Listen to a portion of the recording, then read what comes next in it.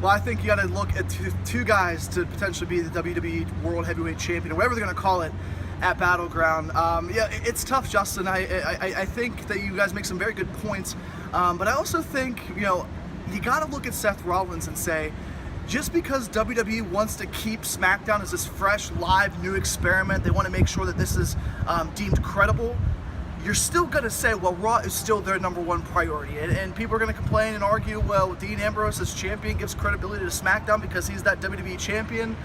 But then you say, well, Seth Rollins, this is the guy that you need to build the entire brand, not 2 shows around, but your entire company around. So after looking at the triple threat match, I do think 3 things. Roman Reigns' reaction is going to be the most interesting thing to me. How they book Dean Ambrose, because he is the champion right now, and you can't book him bad. You can't book him poorly where he gets pinned clean or loses the championship clean. But then you also have to look at Seth Rollins. You have to look at how Seth Rollins wins, because I do think in the long run, Seth Rollins will walk out of WWE Battleground as the world champion, and that sets up a potential feud for him at SummerSlam. But with the brand split, obviously Raw and SmackDown, how do you introduce that 3rd championship? That's also going to be a really big question.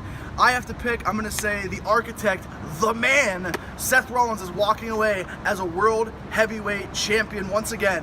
What do you guys think about that?